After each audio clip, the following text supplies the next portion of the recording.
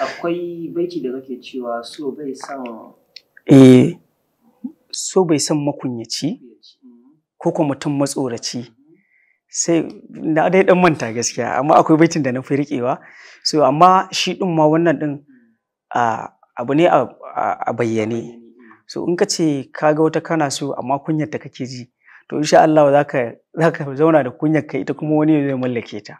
Saboda haka mafiya yawan lokacin masoyi yakan zama mara kunya ta hanyar jarumta. Saboda haka in ya cire kunyan nan idin fare ta kai tsaye zai cimma abin da yake so ko isamu nutsuwa a ransa in an ce ba a san sa ya haƙura. Kaga abin da kake tunanin zaka same shi kaga ba ka same shi ba ka samu nutsuwa. Sannan yace bai san matsoraci. Kaga dai da makunyaci da matsoraci da abu guda ɗaya ne yake tafiya amma a bugiran soyayya. So wannan shine kacokan abin da waƙar take. Me saka zuci firgici a baitin ina zan iya tuna. Baya son maƙaryaci me saka zuci firgici. Baya son maƙaryaci me saka zuci firgici, baya duba ɗan gari ko baƙon da ke tafe. So kaman baƙo a cikin soyayya yana kankamba. To amma shi so ba ruwansa da wai wannan baƙo ne in ya tashi yanda ya doka wanda yake tsoho a ciki haka shi ma zai doka shi da ƙasa. To saboda haka wannan ta'ada ce ta soyayya. So waƙar kacokan akan yaudara ce. Akwai baitin da nake cewa shine ma wanda aka fi sani tunda ana sa a status. Zaka ji ana zana tuno alƙawari ko an kai ni kabari, zana yawaita zikiri da ambato na shi'iri, ko da an sakan mari ruhi zai tawaddari, zai raka ki ko ina a duk da idan kina rufe. Akwai wasu kalamai ma wanda zan iya cewa kamar an aro wasu kalmomi na su waɗari da su wane ne. So zana tuno alƙawari ko da an kai ni kabari. Duk wanda ya ji an ce kabari ana nufin an mutu. So ina nufin cewa yanayin da nake ciki a soyayya ta yaudaran ban fa daina son ta ba duk da ta yaudaran din. So amma san nata zai iya kashe ni. To idan san nata ya kashe ni ko da na je kabari to zan dinga tunani wannan raɗaɗin ba zai warke ba ko da na mutu gangar jikina ta ci gaba da mutuwa a wannan lokacin. Ka gane? Sannan akwai abin da ake cewa ai fatalwa. Ka gane? Ana cewa mutum ya mutu da buri ne ko waye ni dai amma ban da yaƙini akan fatalwa. Ko da dai ba batu bane ba na gaskiya. Yawwa. Soyayya za a kalle shi. Yawwa ana cewa ana ganin gizo na wanda ya mutu. A ce ai an ga fatalwarsa tana gifta ko kuma ana jin yana sai ka dinga ganin kamar zaka gan shi. Gizo. Yawwa. So abin da nake nufi ko da an kai ni kabari zana tuno alƙawari ko an kai ni kabari zana yawaita zikiri. A kabarin zan ta yawan ambatan abin da nake so. Ka gane? Zan ta yawan zikiri da ambato na shi'iri da irin gwalagwalan kalmomi na soyayya irin na cikin waƙe a cikin abin da yake cikin kabari kenan. Ka gane ko? Ko da an saka mari. Marin shine kabarin.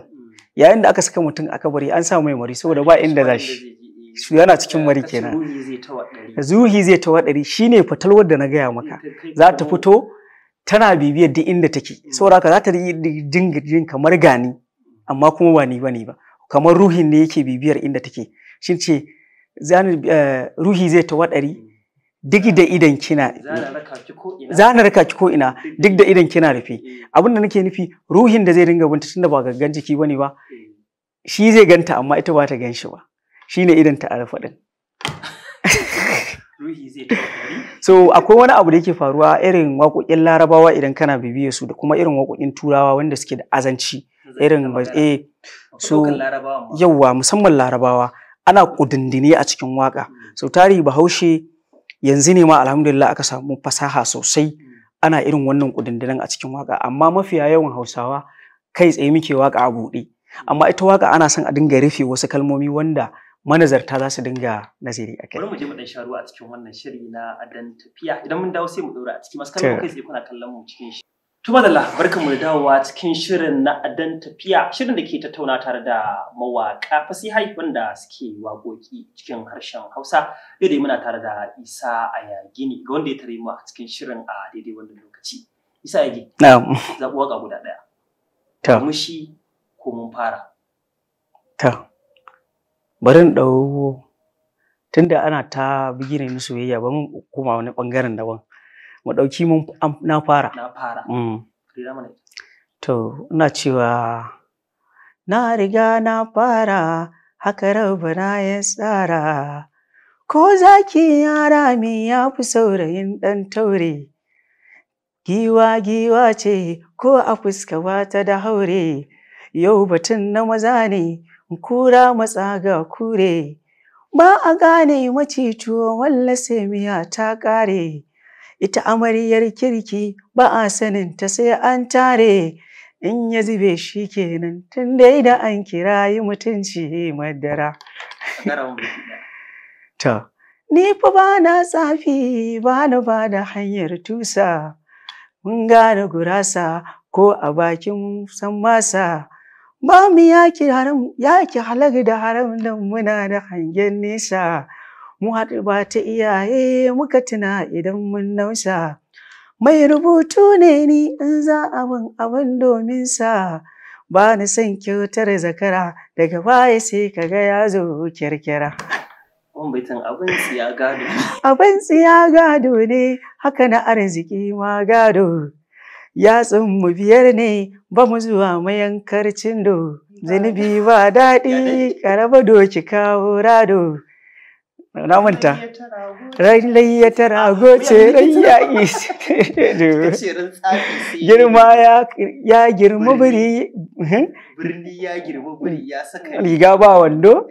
To, na gaya ma ai a farko cewa ma zan ku ce musu sai kokara. Ka san ba hadda cewa nake ba. Ya kamata Adon Tafiya ya ci tarar Isa a wannan lokaci a ce ni ne zan ringa tunawa. To ai ka san al'amuran ne da yawa. Da yawa waƙoƙin da yawa kuma yi ake ta yi. So in mutum ya ce zai tara waƙoƙi a kansa to sai ya rasa saka wasu abubuwan da lambar waya da waye dole sai ka bar space.